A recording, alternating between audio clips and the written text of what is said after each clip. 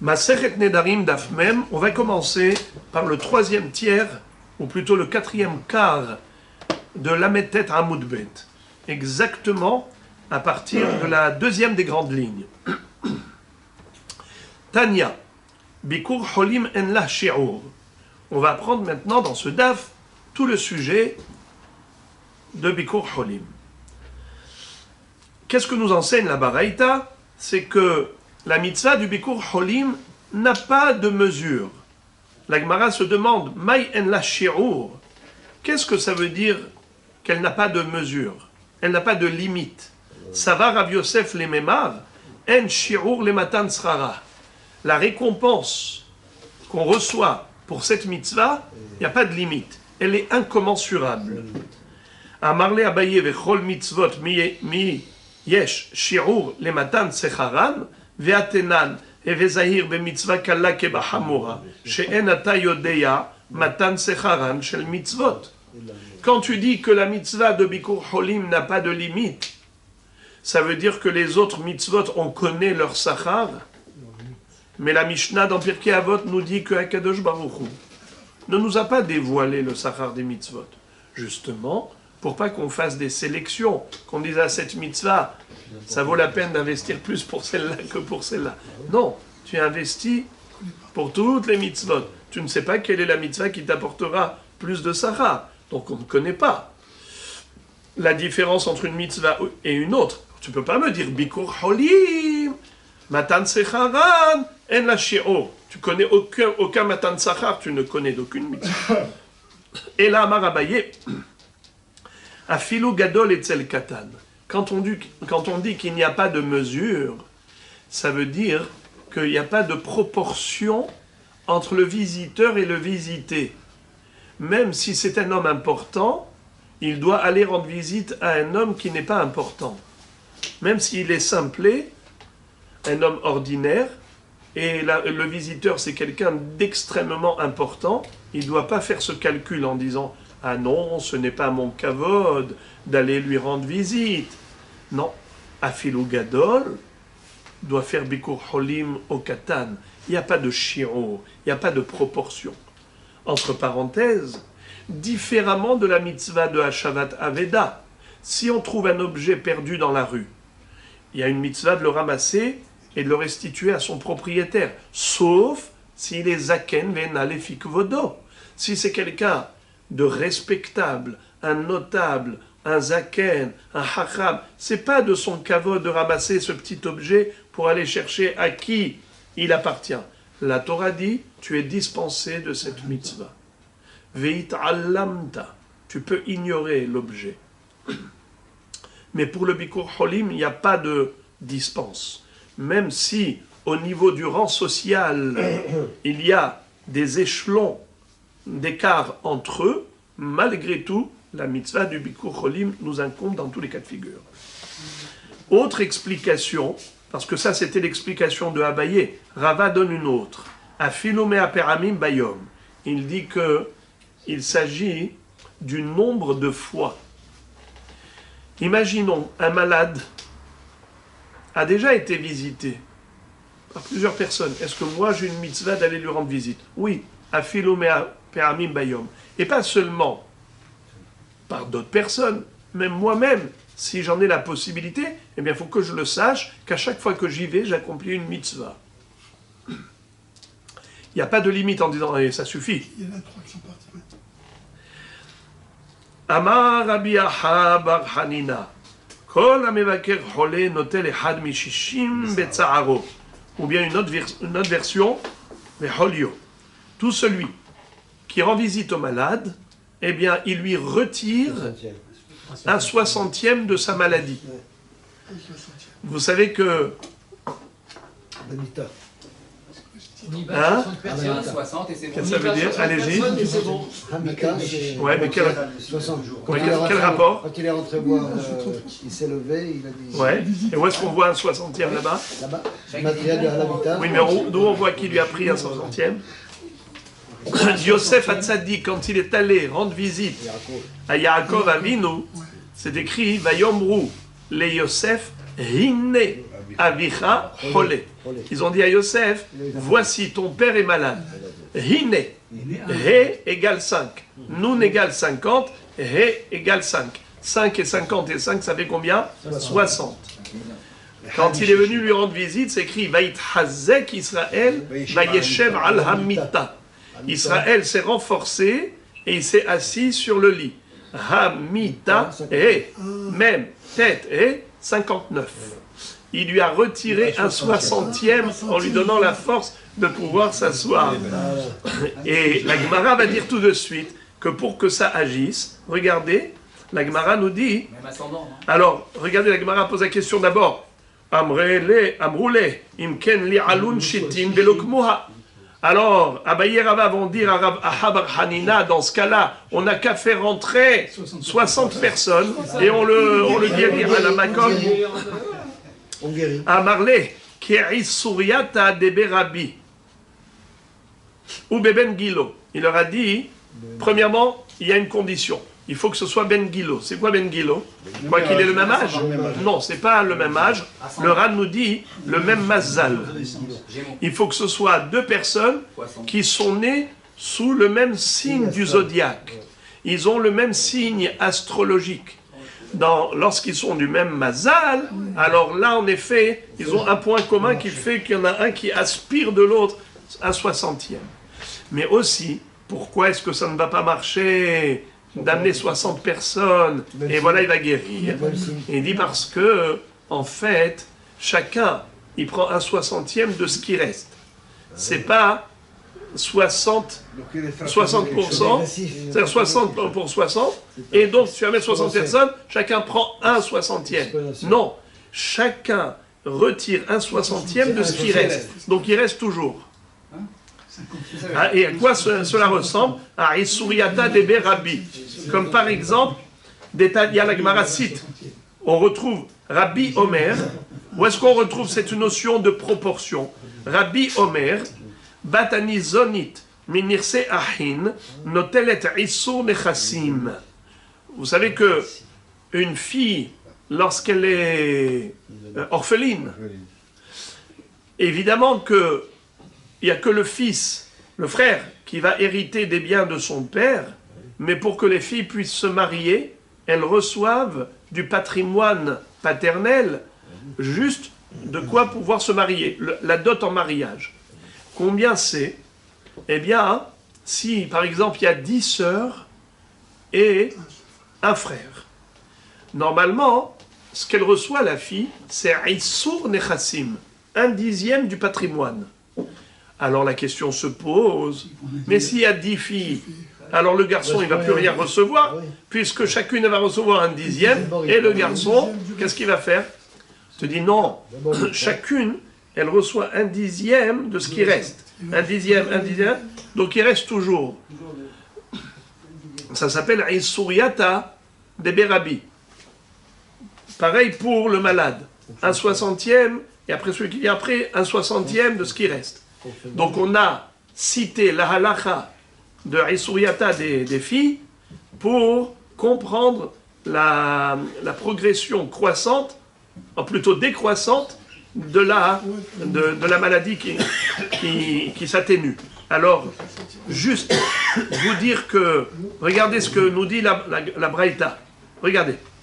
Amroulo les rabbi. On a dit à Rabbi, Lidvarecha, mi sheyeshlo eser banot, ou ben, celui qui a 10 filles et un garçon, enlo la ben bemakom banot klou, le garçon n'aura rien à cause des filles. Amar lahem, il leur a dit, Rishona notelet isur nechassim, shniya bema sheshira, shlishi bema sheshira, bechozrot becholkot beshavet. Alors regardez, si par exemple elles se sont mariées l'une après l'autre, donc comme on a dit, chacune prend 1/10 de ce qu'elle a.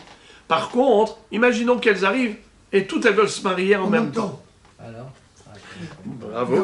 Alors, la première, elle prend 1/10. La deuxième, elle prend 1/10 de ce qui reste. L'autre, elle prendra 1/10 de ce qui reste. L'autre, et après, une fois que les 10, elles ont pris 1/10, maintenant, on met tout ça dans le même panier. On rassemble tout ce que chacune a pris de ce qui est resté, et on rassemble. Et après, on coupe en 10. Et chacune on partage en 10 et chacune recevra un dixième de l'ensemble. Oui, c'est-à-dire une fois que ça a été décroissant, on rassemble toutes les parts et après on fait des parts égales. Rabbi Halavo Nafak, Halash. Un jour, Rabbi Helbo est tombé malade. Nafak achriz Rav Kahana. Rav Helbo Baïsh. Loïka Dekate. Alors, Rav Kahana, il est sorti, il a dit, Rabbi Helbo est tombé malade. Y a-t-il quelqu'un qui peut venir lui rendre visite? Alors personne. Loïka Dekate. Personne n'est venu lui rendre visite. Il leur a dit à Marléou. Il leur a fait de la morale. Vous ne connaissez pas l'histoire d'un des élèves de Rabbi Akiva chez Hala qui est tombé malade. Personne n'est venu pour lui rendre visite. Rabbi Akiva lui-même, le Rav, est parti lui rendre visite à cet élève. Quand il est entré, il a vu que tout était poussiéreux, vétuste, il y avait des ordures de partout, c'était pas aéré. Qu'est-ce qu'il a fait? Rabbi Akiva lui-même a commencé à balayer, et il a commencé à aérer, à nettoyer, et il a remis tout cela dans un état agréable. Eh bien, Haya, il a comme ça survécu. Amarlo Rabbi Yitani, mon maître, tu m'as rendu la vie. Yatsa Rabbi Akiva Vedarash. Rabbi Akiva est sorti, il a fait une dracha, il a dit, tout celui qui ne rend pas visite au malade, c'est comme s'il versait du sang. Il est responsable de la mort de cette personne qui est morte prématurément. Rabdimi Amar Kol Amevaker et Ahole Gorem Lo Shihye. Rabdimi a été Doresh. Tout celui qui rend visite au malade, eh bien, il lui cause la vie, c'est-à-dire il entraîne la vie chez cet homme. Tout celui qui ne rend pas visite au malade, eh bien, il lui cause la mort. Maïgerama, comment il lui cause? Elima, si on va dire que c'est parce que celui qui rend visite au malade, il se rend compte de la situation, il prend la mesure de la gravité de la maladie, et donc il va prier pour qu'il guérisse. Et c'est grâce à sa prière qu'il va lui rendre la vie. Et tout celui qui ne rend pas visite au malade, eh bien, il prie pour lui qu'il meure. C'est le cas d'Atar. Quelqu'un qui ne rend pas visite au malade, et il n'a jamais prié pour que le malade meure. Et là,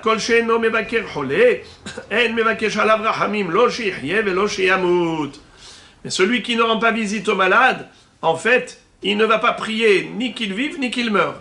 Ce qui fait que cette personne n'a pas le mérite de la prière. Le Ran, entre parenthèses, le Ran dit que lorsqu'on va rendre visite au malade, ça va nous stimuler pour prier.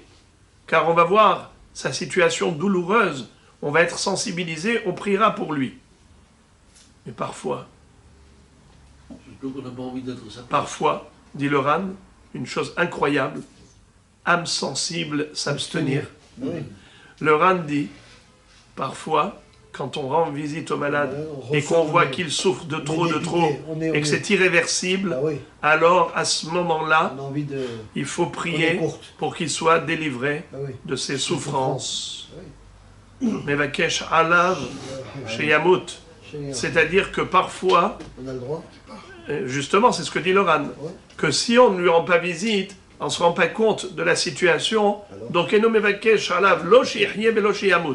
parfois il faut prier pour que Shehye, et parfois il faut prier pour Sheyamut. Mais celui qui ne rend pas visite, il ne sait pas quelle est la situation. Si le malade est dans un état où il faut prier pour qu'il survive, eh bien il faut prier pour qu'il survive. Et si tu vois qu'il souffre terriblement, alors dans ce cas-là, il faut prier pour lui que Akadosh Baruch Hu le délivre de ses souffrances et qu'il mette fin. Vous savez, non, il ne faut pas faire une action. Non, on n'a pas le droit de faire une action de débrancher, mais en priant. Vous savez, où est-ce qu'on voit ça dans la Gemara? Dans ma Sechet Ketubot d'Afkuf Dalet. La Gemara raconte qu'à l'époque où Rabbeinu Akadosh était mourant, tous ses élèves, tout le monde priait avec beaucoup de ferveur pour qu'il guérisse, pour qu'il reste là, pour qu'il vive. Et là-haut dans le ciel, on attendait sa neshama. Il y avait la servante de Rabbeinu Akadosh qui a dit Elyonim mevakshim et Rabbi, Tahtonim mevakshim et Rabbi. Yehi ratson shiakufu Tahtonim et Elyonim. Elle a dit tout le monde veut Rabbi. Chacun veut se le prendre pour soi. Ceux d'en bas veulent Rabbi en tant que Rav Nassi vivant dans ce monde, dans ce bas monde. Et là-haut, on veut sa neshama, pourvu que les terrestres gagnent les célestes. Quand elle a vu combien il souffrait, quand il rentrait aux toilettes, qu'il sortait, qu'il rentrait, qu'il souffrait terriblement, elle a dit Yehi ratson shiakufu elyonim et tahtonim, pourvu que ce soit les célestes qui gagnent. Mais comme en bas, il ne voulait pas s'arrêter de prier, alors Rabbeinu Akadosh, sa neshama a été retenue sur terre. Elle a pris un tonneau, elle a jeté du toit, et ça a fait un boum, et ce boum a fait qu'ils ont été surpris, ils se sont arrêtés de prier une seconde, à cette seconde-là, le Malach Hamavet en a profité. C'est comme ça qu'il est niftar. C'est-à-dire comme David Amelech.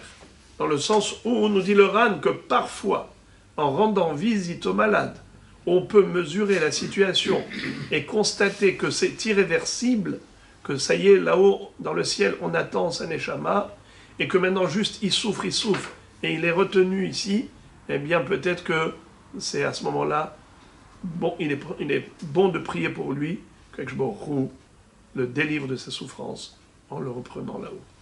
Alors pourquoi on fait le repos chez les matchs chaque fois? Ça on ne sait pas, on peut faire quelque chose. C'est ce qu'on vient d'apprendre là, que celui qui ne fait pas Bikur Holim ne sait pas quoi faire.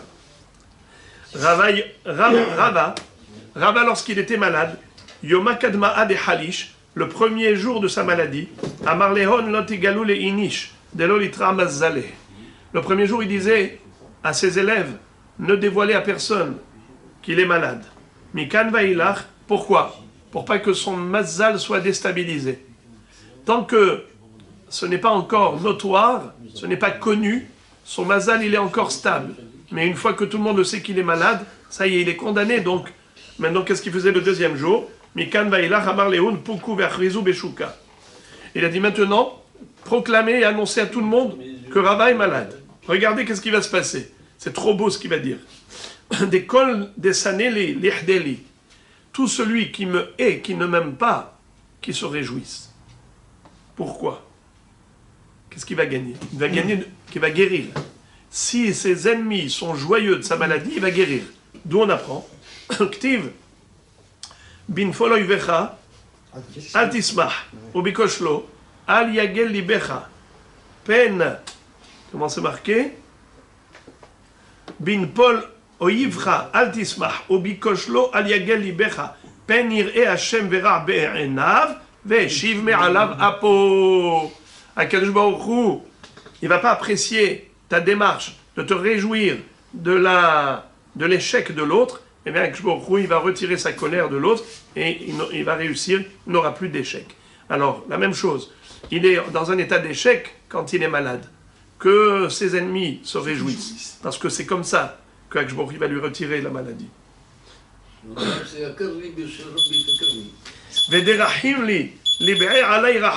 Et s'il y en a qui m'aiment, ils vont prier pour ma guérison. Alors de deux choses l'une, j'ai des amis, j'ai des ennemis. Eh bien, des deux j'aurai une faveur. Les amis vont prier, les ennemis vont se réjouir. Eh bien, leur joie, c'est justement une ségoula pour guérir. Amarav, kol hamevaker et hacholé nitzol midina shel gehinam. Rav nous dit, tout celui qui rend visite au malade, il sera sauvé de l'enfer.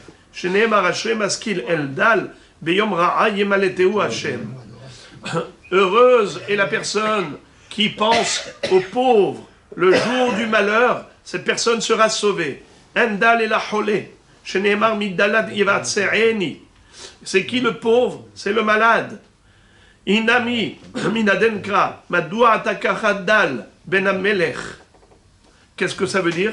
Lorsque Amnon était tombé amoureux de Tamar, sa demi-sœur, Alors il y avait là-bas un rachat qui lui a dit, ce rachat-là qui lui a donné des mauvais conseils pour la violer, ויאמר לו מדוע אתה ככה דל בין המלך בבוקר בבוקר הלא תגיד לי ויאמר לו אמנון את תמר אחות אבשלום אחי אני אוהב.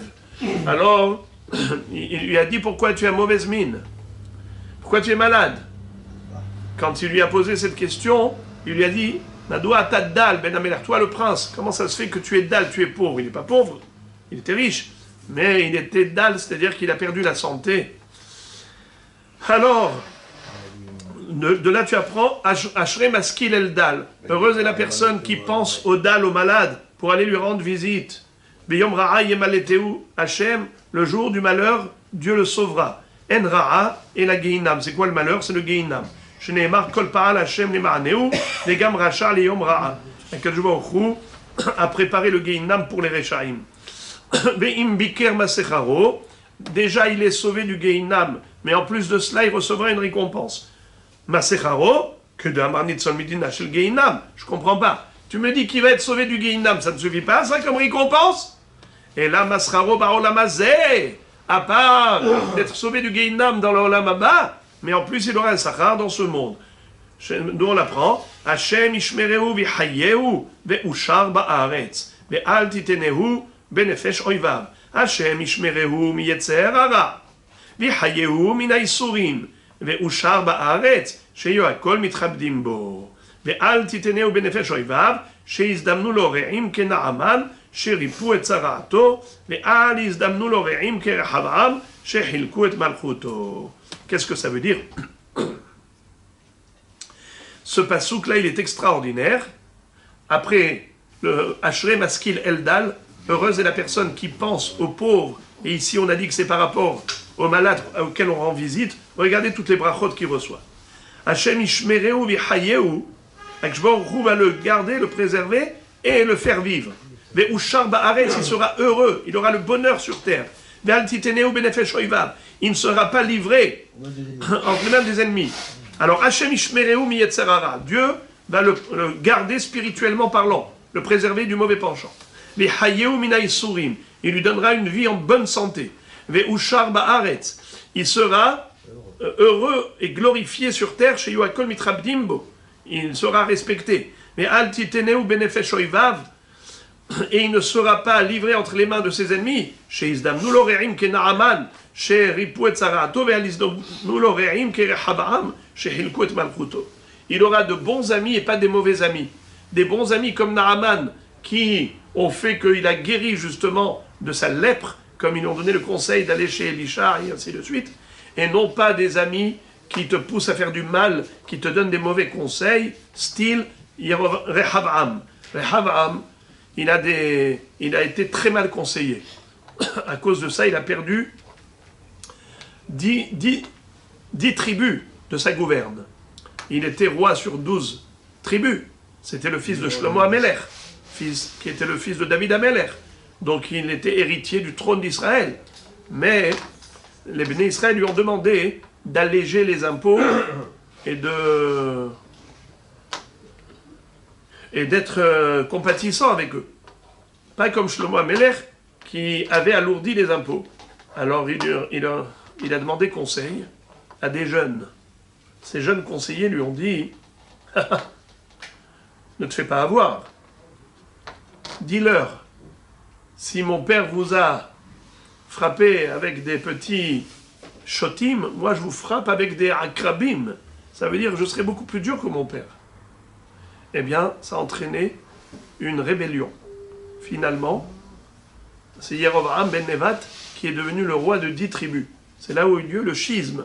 C'est vrai que ça a été déjà décrété avant, à l'encontre de David Amelech, quand il avait dit à Mephiboshet, Ata avet siva tahleku et asadeh, la Gemara dit dans Maseret Shabbat, Dafnun He, que David Amelech a été puni. Comme il avait dit, toi et Tsiva, vous allez vous partager le champ. Jbochou va dire, tu as accepté le Lachonara de Tsiva, eh bien, toi aussi tu vas avoir ton descendant qui va perdre la moitié de son royaume. Rehavam v'Yerovam yahloku et amelucha. Mais concrètement, comment ça s'est concrétisé? Par le mauvais conseil des jeunes. D'ailleurs, la Gemara cite une braïta qui dit Tanya, Rabbi Shimon ben Elazar Omer, Im yomru lecha yeladim bene, uzkenim setor, shma la zekenim vel tishma la yeladim. Si les jeunes ils te disent construis et les vieux te disent détruis, écoute les zekenim et n'écoute pas les jeunes. Chez binyan yeladim stira ou stira zekenim binyan.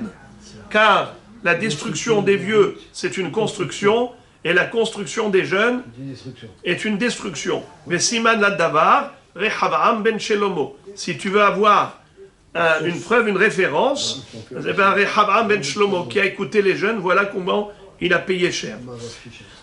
Amar Rav Shisha, Péré de Ravidi. Rav Shisha, le fils de Ravidi, nous enseigne. Lo lisod inish ketzira. Un homme, il ne doit pas rendre visite aux malades, ni pendant les 3 premières heures de la journée, ni pendant les 3 dernières heures de la journée. Deyoma, pour ne pas arrêter de prier. S'il va lui rendre visite les 3 premières heures de la journée, comme le malade est en forme, on peut croire qu'il n'est plus malade. Et donc la personne, elle va sortir de chez elle en disant ça va, ça va, il n'a rien du tout, tout va bien. Alors il ne va pas prier pour lui. Ensuite, Batriata, Takif Hulche. Si tu vas lui rendre visite le soir, les 3 dernières heures de la journée, où il est à plat, skin, il ne tient même pas debout, alors à ce moment-là, tu risques de croire que ça y est, c'est la fin. Eh bien, tu vas arrêter, tu vas faire Yehush. Tu vas abandonner la prière parce que tu vas dire de toute façon c'est irréversible. Ou bien même Hasve Shalom, comme on avait dit, peut-être qu'il va croire même qu'il faut prier pour le contraire. Alors, surtout pas. Donc n'y va pas, ni pendant les 3 premières heures, ni derrière les 3 dernières heures. Amar Abin Amarav. Minayin Shakadosh Baruch Hu Zan et Ahole. D'où apprend-on que Akadosh Baruch Hu, c'est lui qui nourrit le malade. Shenemar Hashem Is'adenu al Eres Devai. So'ed, ça vient du mot Se'uda. Eh bien, Eres Devai, il se trouve sur son lit de mourant, eh bien, Akadosh Baruch Hu vient le soutenir. Ve'amar Rabin, Amarav, Minayin Shashechina Shruya Lemarla Mimitato Shel Hole. D'où apprend-on que la Shechina, elle est au-dessus du lit du malade. Shenema, Hashem Is'adenu al Eres Devai. Kol Mishkavo Hafarta Beholio. C'est-à-dire que Akadosh Baruch Hu se trouve à la tête du malade. C'est pour cela que Tanya Nameachi, Anichnas levaker et ahole, lo yeshev, lo al gabi mita, velo al gabi sapsal, velo al gabi kisse, et la mit'ate yoshev al gabi karka, ipene shachechina, sherouya le ma'lami mitato, shel hole, shenemar Hashem is'adenu al Eres Devai. C'est pourquoi celui qui rend visite au malade, il ne faut pas qu'il s'asseye plus haut que le malade. À l'époque, le malade, il était sur un matelas par terre. Alors toi, tu ne peux pas prendre une chaise et t'asseoir dessus. Pourquoi? Parce que tu vas être au-dessus de la Shechina, c'est assourd. Tu dois te mettre au niveau, au maximum, au niveau du malade, ou au moins, mais pas au-dessus. Donc de nos jours où les malades sont sur des lits qui sont élevés, donc même une chaise normale, elle n'est pas au-dessus du malade. Ve'amar Rabin, Amarav Mitra, non, pardon, Amar Rabin Amarav, Rabin a dit au nom de Rav, Mitra Bema'arava, Sahada Rabba Perat. Quand il y a de la pluie en Israël, quelle est la preuve en Babylonie? Eh bien, c'est la crue du fleuve qui s'appelle l'Euphrate. Au Pliga des Shmuel. Shmuel n'est pas d'accord avec ça, avec Rav. D'Amar Shmuel, Nahara Mikipe Mitbarich. Le fleuve de l'Euphrate, si tu vois qu'il est en crue, c'est pas parce que la pluie d'Eretz Israël est en train de le remplir, c'est que de l'intérieur du fleuve, il y a de l'eau qui se renouvelle, Mikipé, c'est-à-dire qu'il y a des slaim, des rochers qui produisent de l'eau qui sont à l'origine de cette crue. D'ailleurs, et la Gemara dit, au pliga di Shmuel et di Shmuel, Behemet Shmuel se contredit. Parce que une fois il a dit ça, après une fois il a dit le contraire. De Amar Shmuel, En Amaim Metaharim Bezohalin et la Perat Biyome Tishre Bilvad. Qu'est-ce que ça veut dire? Vous connaissez la règle au niveau du mikvé? On a une différence entre Mayan et Bor. Bor, c'est un bassin qui contient de l'eau. Mayan, c'est une source qui coule. La différence entre les deux, c'est que on peut se purifier dans un Mayan même si l'eau est courante. Mais on ne peut pas se purifier dans un bassin si l'eau est courante. il faut qu'elle soit stagnante. Il faut qu'elle soit stagnante. Bor eno metaher ela be'ashboren. Ashboren, ça veut dire que le bord qui contient l'eau doit être étanche. Il ne faut pas qu'il y ait des fuites, parce qu'à ce moment-là, l'eau n'est plus stagnante, elle est fuyante, elle est courante, et donc là, il n'est plus metaher. Alors, maintenant, l'eau de pluie, la fonte des neiges, c'est de l'eau de source ou c'est de l'eau qui n'est pas de source? C'est de source, c'est pas de source. Non, c'est pas de l'eau de source. L'eau de source, elle jaillit de la terre. C'est ça. L'eau de pluie, ou bien la fonte des neiges, ça vient du ciel. Alors maintenant, Non, ça vient des deux, Rav. ça vient d'où? Ça vient des fonds des neiges et ça vient aussi et ça sort aussi de la terre. Quoi? Les autres sources. Dans la pluie. La pluie, quand les fonds des quand vous dites les fonds des neiges. Attendez, Tzadik. Je pose la question. C'est les deux. L'eau de pluie et la fonte des neiges, ça provient d'une source? Non. Non. Non. Très bien.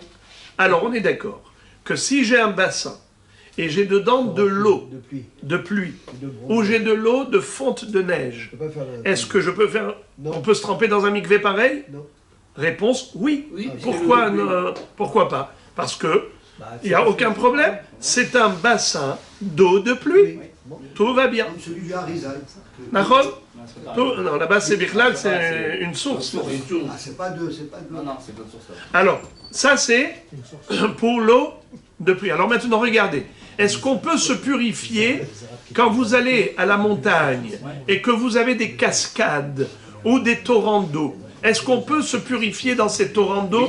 Oui, bien sûr que oui. Oui, ça dépend. Il y en a qui disent que si, Bravo! Hazak ou Barour. On ne peut pas se purifier dans les torrents d'eau dans les montagnes. Pourquoi? Parce que la fonte de neige, elle fait que l'eau de pluie qui était en neige, maintenant elle est en train de couler. Et on a déjà dit que de l'eau qui n'est pas de l'eau de source, quand elle est courante ou coulante ou fuyante, is not good. Comment ça se dit en hébreu quand c'est coulant? Quand c'est courant, ça s'appelle zohalim. Zohalim. Comment on appelle l'eau de pluie ou la fonte des neiges? La neige, c'est de la pluie qui a glacé, qui a gelé. Alors, comment ça s'appelle? Notfim. Notfim. Ok? Notfim. Notef, c'est l'eau qui coule. Gam shamaim natafu. Gam avim natfu maim. Alors, l'eau de pluie, si elle arrive dans un bassin et qu'elle est devenue stagnante, il n'y a pas de problème. Tu peux te tremper dans le bassin d'eau stagnante qui est à l'origine de l'eau de pluie. Mais si cette eau, elle n'est pas stagnante dans le bassin, elle est coulante, elle est sur la montagne, elle est en train de descendre dans le torrent d'eau, est-ce que toi tu peux te mettre dans le torrent d'eau? Réponse non. Si c'est juste pour un mikvé d'un homme, pourquoi pas? Mais pour une personne qui est comme une Nida ou des Kélim, on ne peut pas, parce que c'est pas de l'eau qui est stagnante. C'est de l'eau de pluie Même s'il y a un qui est coulante. Ah oui. Même s'il y a un bon. Alors, le principe, l'eau de source, Il y a un repas. elle est cachère même lorsqu'elle est coulante. Si par exemple, vous avez un torrent d'eau, mais qui provient d'une source, il n'y a pas de problème. Si vous avez un torrent d'eau qui provient de l'eau de pluie ou de fond de neige, ce n'est pas cachère en tant que mikvé. Si on a un mélange, alors ça dépend. Quel est le rov? Est-ce que le rov c'est de l'eau de source ou est-ce que le rov c'est de l'eau de pluie? C'est ça qui va fixer le statut. Si le rov c'est de l'eau de source, puisque l'eau de source coulante c'est cachère, même s'il y a de l'eau de pluie qui se mélange dedans, étant donné que cette eau de pluie est minoritaire, elle est battelle dans l'eau de source. Et donc, même si c'est coulant, c'est cachère. Mais s'il y a beaucoup plus d'eau de pluie que de l'eau de source, alors c'est le contraire. C'est l'eau de source qui est annulée dans la majorité d'eau de pluie. Et dans ce cas-là, si c'est coulant, ce n'est pas cachère. Il faut que ce soit stagnant, que ça s'arrête dans un bassin et que ça ne bouge plus. S'il y a la quantité. Alors la Gemara dit, et la perat biyome tishre bilvad, c'est-à-dire que perat pendant le mois de Tishri, alors bien que ce soit, comment on appelle ça, qu'il y ait de l'eau, enamaim etarim bezochalim, et la perat biyome tishre, parce qu'on sait que l'eau de source est majoritaire à ce moment-là. Nahon? Alors c'est qu'il se contredit. Pourquoi il se contredit? Parce qu'une fois, il a dit que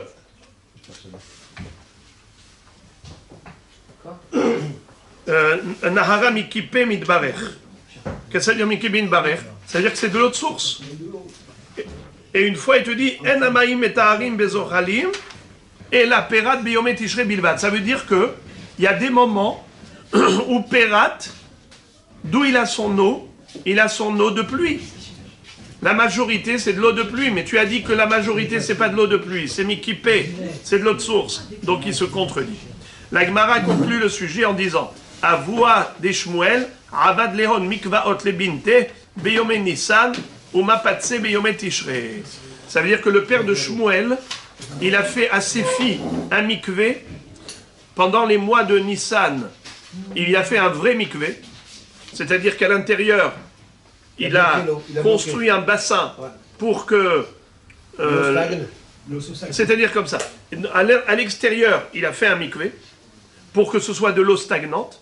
Mais pendant les mois de Tishrei, il a mis juste un mapat, c'est-à-dire des nattes pour qu'elles puissent marcher, pour pas qu'elles aient les pieds dans la glaise et dans la boue, alors qu'elles puissent entrer à l'intérieur. Parce qu'à ce moment-là, l'eau est de l'eau qui n'est pas de l'eau de pluie, c'est de l'eau de source. Donc il n'y a pas de problème. Mais au mois de Nissan, il leur a fait des vrais mikvaot, il a creusé carrément des puits parce qu'elles ne pouvaient pas se tremper dans le fleuve. Pourquoi? Parce qu'en cette période, nous avons une majorité d'eau de pluie qui se mélange à l'eau de source, et donc, puisque l'eau elle est courante, En anotfin metaharin bezohalin. Memarian metaharin bezohalin. L'eau de source, elle peut purifier même si elle est coulante, mais maïm anotfim, mais l'eau de pluie, elle ne peut pas purifier si elle est coulante, il faut qu'elle soit stagnante. C'est pour cela que Beyome Nissan, il leur a fait des mikvaot, il a construit carrément des bassins pour avoir de l'eau stagnante. Tandis qu'en Yom Tishrei, ça ne le dérangeait pas qu'elle se trempe dans le fleuve. Pourquoi? Il leur mettait juste des nattes pour pas qu'elles aient le pied dans la boue, pour pas qu'il y ait chatzitza, pour qu'elles puissent se tremper à l'intérieur du fleuve, car la majorité de l'eau qui se trouve dans le fleuve à ce moment-là, ce sont des ruisseaux qui proviennent de l'eau de source. Et l'eau de source, même si elle est coulante, il n'y a aucun problème.